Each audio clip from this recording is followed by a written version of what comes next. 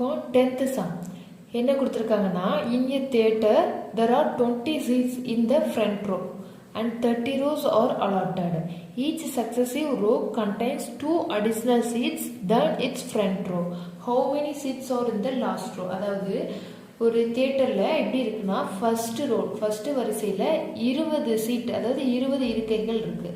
மொத்தம் 30 வரிசை இருக்குது. ஓகேவா? எப்படி இருக்குது? முதல் வரிசையில் 20 சீட் இருக்குது, மொத்தம் 30 வரிசை இருக்குது. ஓகேவா? அதில் அடுத்தடுத்த ஒவ்வொரு வரிசையிலையும் அதுக்கு முந்தைய வரிசையை விட 2 இருக்கைகள் கூடுதலாக உள்ளன. ஓகேவா? அப்படி இருந்துச்சுன்னா கடைசி வரிசையில் எத்தனை இருக்கைகள் உள்ளன?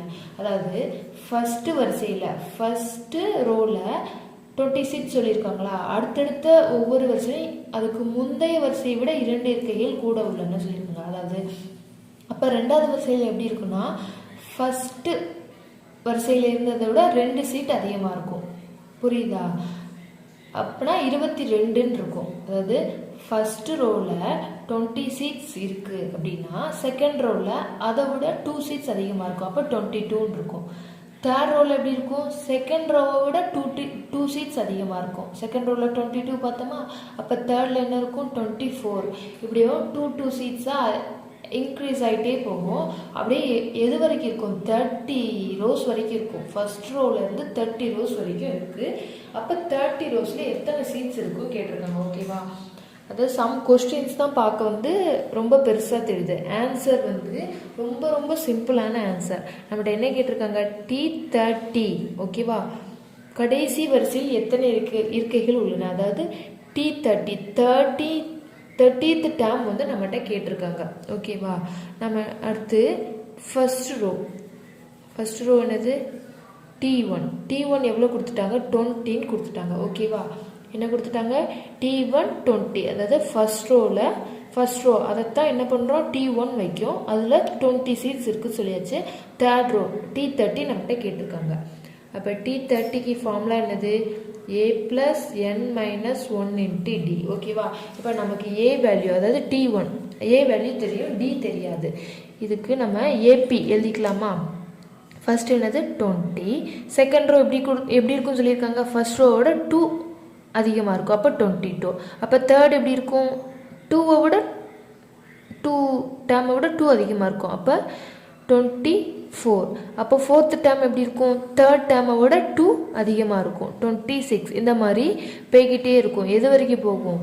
T30th, அதாவது 30th டேர்ம் வரைக்கும் போகும் இல்லையா? இதுலேருந்து நம்ம என்ன பண்ணிக்கலாம்? A 20 தெரியும். ஓகேவா? தென் Dக்கு என்ன பண்ணுவோம்? T2 - T1 எழுதுவோமா? அப்போ என்ன கிடைக்கும்? T2 22 - T1 20.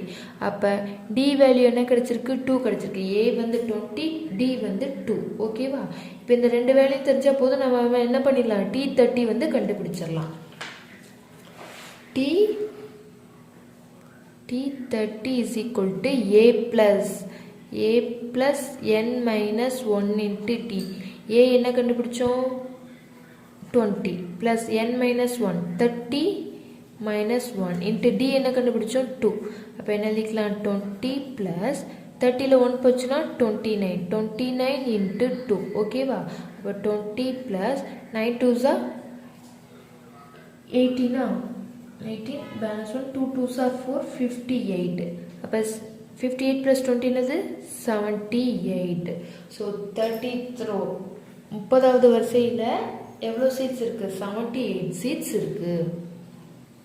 ஆன்சர் எப்படி எழுதிக்கலாம்? So there are 78 seats in the last row.